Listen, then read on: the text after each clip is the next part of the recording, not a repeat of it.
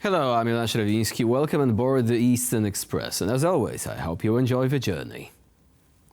On this episode, let's talk about Georgia. You see, Georgia has long been known as this post-Soviet wonder child, like the budding democracy with progressive reforms, impressive folk dances, and a large number of wine enthusiasts.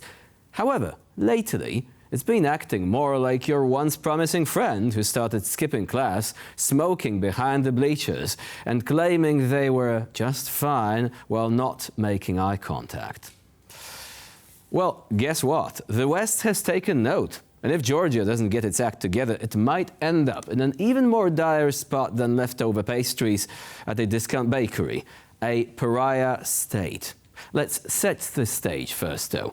Let's take a glance at our latest reports to find out more before we go into more detail. The social and political situation in Georgia remains tense. Protests have been happening daily, even over Christmas and New Year's Eve.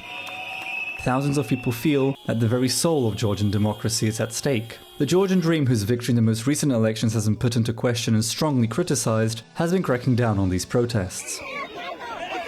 Scuffles with the police are common, even journalists have been assaulted. The situation has led the United States sanctioning important Georgian dream figures, such as the party's founder. Washington has even suspended its strategic partnership with the country. We have been greatly concerned about the state of Georgian democracy, the actions that Georgia Dream has taken to undermine Georgia democracy. Despite these decisions by the US and others taken by the EU and its members, the Georgian Dream is barreling forward with its designs for the country. There have been condemnations, there has been outcry, but so what, observers ask. Georgia's former president, Salome Zurabichvili, maintains that she is the country's legitimate head of state. Yet she left the presidential residence a few weeks ago. She continues to fight for what she sees as right abroad. The question I came here to ask is simple. Will you speed up the transition, or will you let it prolong throughout the winter? Many fear that the Georgian Dream will slide the country right into Moscow's waiting hands, that what can be done has been done. As can be seen in the streets, the Georgians themselves do not accept the situation that they have found themselves in. The real question, however, is whether the rest of the world hasn't done so already. Themselves. And now, as always, it's time to explore the issue in greater detail. So, let's begin. For years after declaring independence from the Soviet Union, Georgia worked diligently in establishing itself as an aspirational democracy. The country courted the European Union like it was a well-dressed suitor, sweet-talking Brussels with promises of reforms, rule of law, and all the other democratic sweet treats. At first, this romance was really heartwarming. Georgia embraced Western ideals, adopting progressive laws and hosting the occasional NATO exercise to prove it was serious. But behind the scenes, Georgia found itself trapped in a precarious dance with Russia. It is as if Tbilisi was out on a date with the popular crush, the European Union, where a clingy ex, Russia, was still at a table across the restaurant, waving at you ominously. A few ill-advised political moves, power struggles, and a creeping sense of insecurity later, Tbilisi seems to be leaning a bit too close to its authoritarian neighbor. These days, that's akin to performing a trust fall with someone who's been ghosting you for decades. Georgia's government, particularly under the ruling Georgian Dream Party, has been accused of jailing political opponents, curtailing press freedoms, and flirting with Russia's brand of strongman tactics. Think of it as ditching the study group for a couple of nights out with the local motorcycle gang. So how does one become a pariah state then? It's like receiving a membership card to a club you really don't want to join. Kind of like being on a spam mailing list you can't unsubscribe from, except instead of emails about extended car warranties, you get condemnation from the international community, cancelled trade deals, and a scathing mention on the evening news every now and then. The short answer: stop listening to your Western allies, ignore their calls for democratic reforms, and cozy up to the nearest authoritarian sugar daddy who, let's be honest, only has your best interests at heart if they align with their own. And voila! You're on the list. You're in the club. You're a pariah state. That's it. The West, for its part, is starting to wonder if Georgia's bedtime stories about "we want to be just like the EU when we grow up" were actually sincere, or if it's been an elaborate hassle all along. Western capitals have expressed concerns about the independence of the judiciary, the freedom of the press, and the fair treatment of the opposition parties. In a region as complicated as the Caucasus, this is no small matter. On a scale which ranges from "everything is fine" to "oh dear Lord, we're on fire," the needle is actually inching dangerously close to the latter. But hey, at least they will soon win an Oscar for that European country who totally lost the plot. The clock is ticking. Georgians know all too well what's at stake here. They have seen revolutions, conflicts, and that dreaded sense of missed opportunities. The West is watching closely, and the rest of the region is taking notes. And now, here to shed more light on the issue is George Mjedlishvili, Associate Professor at the European University in Tbilisi. Hello and welcome to TVP World. Good morning. Thank you for the invitation. So let's begin our conversation with the issue of the opposition. The Georgian Dream Party made no secret of the fact that they will intensify the crackdown if they win the elections, and they theoretically won. Obviously, the elections have most likely been rigged to some extent, but they are still in power, and they are cracking down. Wouldn't you think the opposition should have realized that they need to have a consolidated strategy to get together to fight this threat? Why is it not really happening? Well, the opposition has been fragmented, and there are some early signs that there might be more consolidated position. So now they realize that they are facing the formidable opponent, although no one could have predicted the extent of the crackdown, because it's something unheard of when a direct attack on one of the leaders of the opposition party, Georgi Gaharia. So formerly the prime minister... He was beaten up by persons unknown, which probably means these persons unknown are acting on specific orders, right? Well, and one of them was the MP, was the parliament member. Another one was the representative of the local government in Ajara, in Batumi. So they were officials. So who were doing this terrible crackdown. There are also other cases of a critical journalist being arrested on the ground that she slapped the policeman. Well, obviously it might deserve some administrative punishment. And obviously it's not a criminal charge. So we see that.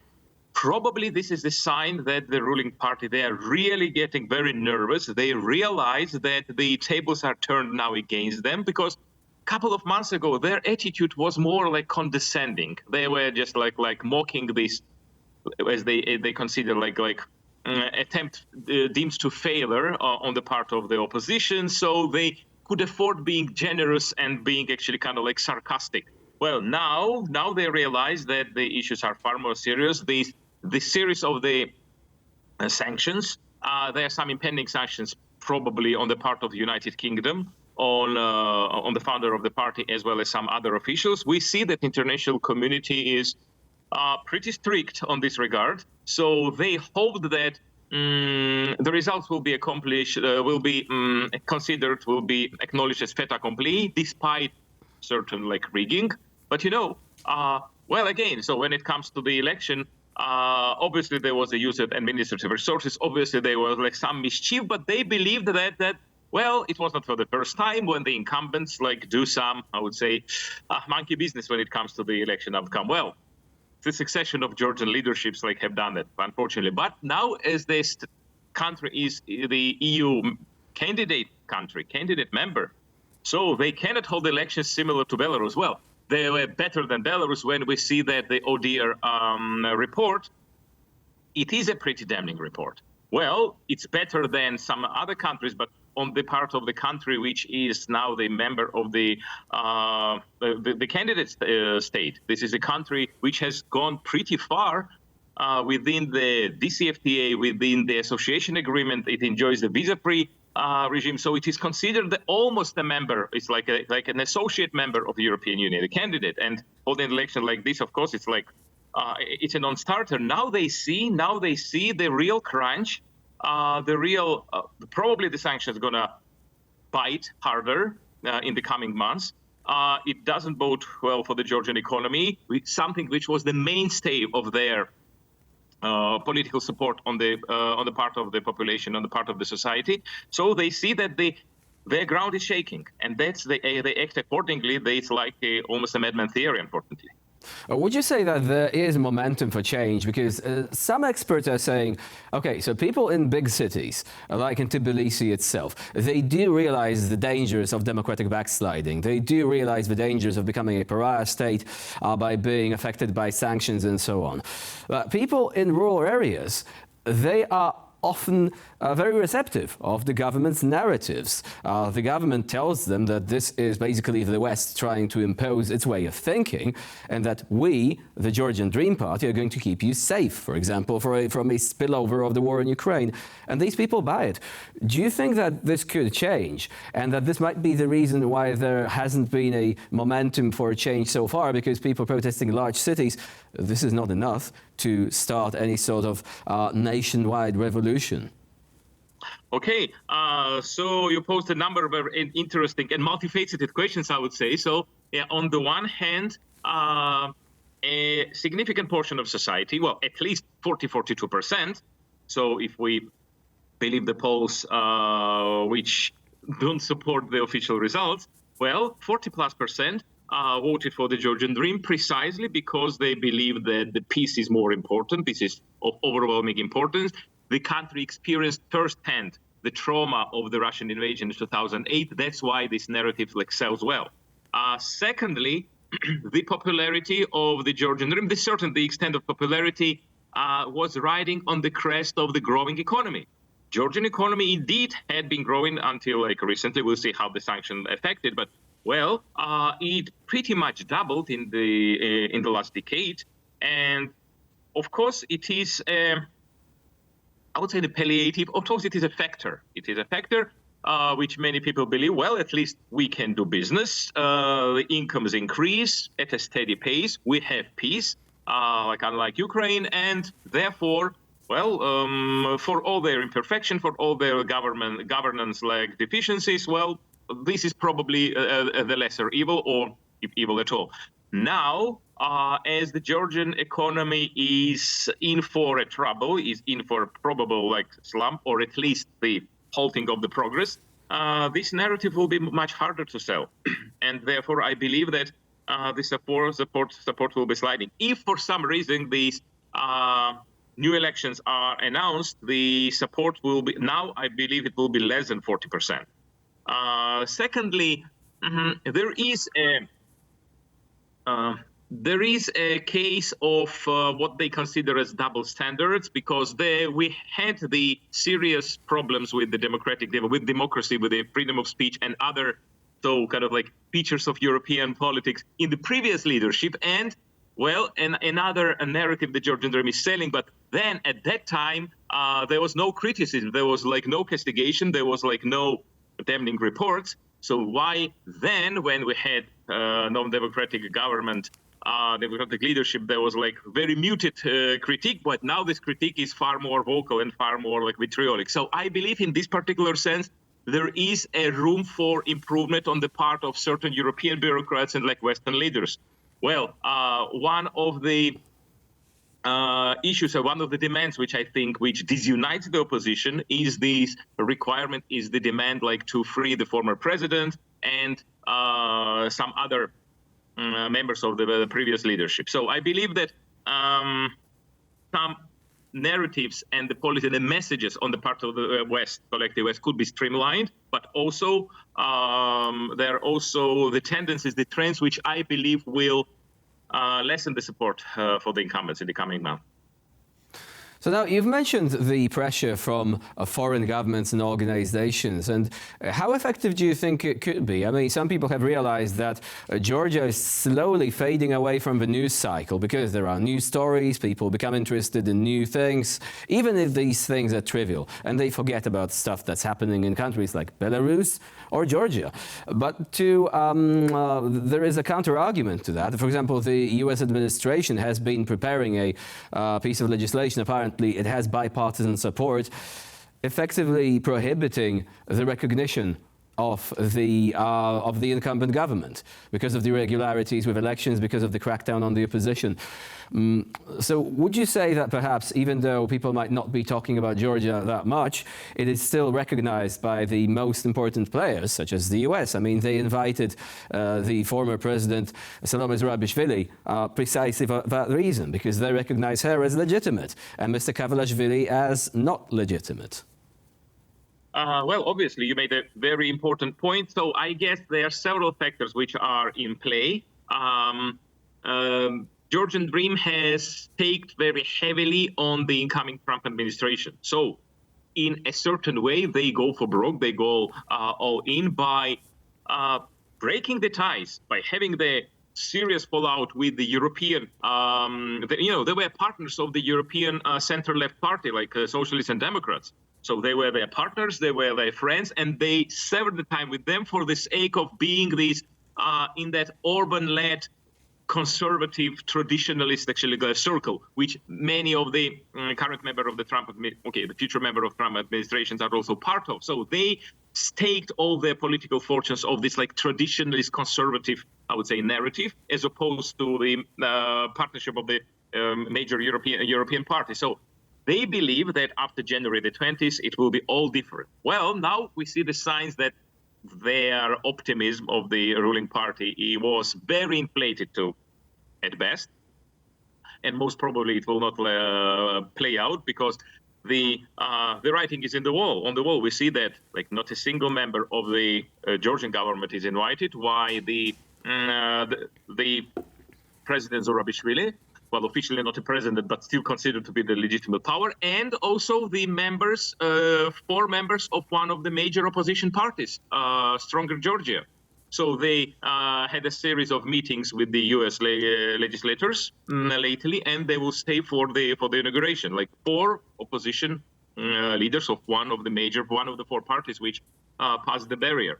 So I believe the kind of like this stake seems like it didn't play, and therefore this Georgian leadership is in for more trouble. Well, their last resort, their last hope that the Trump administration would put Georgia on the back burner. It will not be very high on the list of the priorities. It will be third, fourth, fifth tier of administration priority, which again might not be the case given the proximity of the Middle East. Very recently, the outgoing Biden administration signed a strategic partnership agreement with Armenia, with the big Georgian neighbor. So also the Iranian issue is still there. So Russia is like the elephant in the room when it comes to the South Caucasus. So I think all the signs that South Caucasus will be very important part. Okay, at least certainly important part of the Trump administration. Therefore, they hope that Trump will turn a blind eye or will not pay attention, or will be enamored to the like traditionalist, like conservative narrative. Well, looks like this optimism was inflated or simply like misplaced. Professor George Mchedlishvili was our guest today here on the Eastern Express. Thank you very much for joining us and for sharing your insight. Thank you. Have a good day. And now we're moving on to Eastern News Flash, a curated selection of all the other stories from the East that you really don't want to miss. According to a report by Bloomberg, the Trump team is preparing an oil sanctions plan for Russia. This strategy is apparently meant to facilitate negotiations between Russia and Ukraine. The strategy that Donald Trump's administration will adopt in the first weeks after entering office will have far-reaching consequences for the war in Ukraine. Sources say that in addition to looking at ways to solve the war, the Trump team will also be handling issues pertaining to Venezuela and Iran. When it comes to Ukraine and Russia, however, Trump is reportedly considering two options. The first involves some good faith measures towards sanctioned Russian oil producers if the incoming administration believes that an end to the war is possible, anonymous sources say. The second option would involve even harsher sanctions to increase leverage. Trump's pick for the head of the US Treasury has said that he fully supports tougher sanctions on Russia, for example. He even accused the outgoing administration of acting too late against the Russian oil industry. The Polish border guard says that the Minsk regime has deported the migrants who are located near Poland into Russia. Border guard authorities speculate that Alexander Lukashenko may be wanting a more stable situation in his country ahead of the presidential elections. Belarus has been using illegal migrants to exert pressure on the Polish border for a few years now. Polish authorities have warned that this is part of a hybrid war being waged not only by Minsk, but also by Moscow against NATO and EU eastern flanks. Now it seems that something has changed in this strategy. While the Polish border guard has confirmed that some of the migrants are being shipped away into Russia, it also believes that they could be used to put pressure on Finland. Helsinki has shut down its border with Russia and has been fortifying it should such a crisis be manufactured by the Russians. In the first 2 weeks of January, an average of 6 people per day had tried to force the Polish-Belarusian border. The migrants usually make more attempts in the summer months as the winter weather has traditionally impeded their efforts. A report by the Washington Post reveals that Russia has been luring Indians with job and education offers and sending them to fight in Ukraine instead. Russia has so far denied any involvement in such a scheme.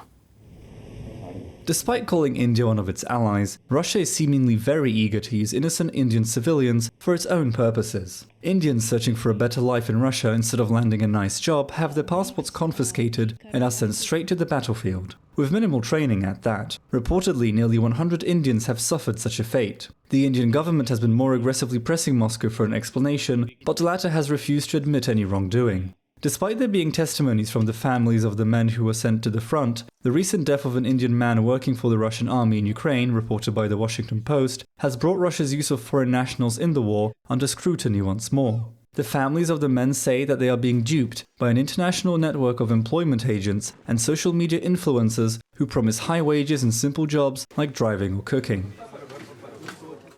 According to the data from the government of Uzbekistan, natural resources are generating the bulk of state revenue. The country has also released its latest data on tax revenue. In total, the Uzbekistan government has collected some $9.5 billion in corporate tax revenue from 949 major taxpayers in 2024. The top 10 highest paying entities in the country were reportedly responsible for almost 60% of the corporate tax revenue collected by the Uzbek state. The top 3 taxpayers are all from similar industries: the Navoy Mining and Metallurgical Plant, the Almalik Mining and Metallurgical Plant, and uranium producer and exporter Navoy Uran. Oil and gas companies came after these 3 heavy hitters of the Uzbekistan natural resource industry. The Uzbekistan government has been running a budget deficit. Roughly half of the state's expenditure goes to social spending. And for this episode of Eastern Express, it's the end of the line. Please stay with us here on TVP World for more latest news and updates.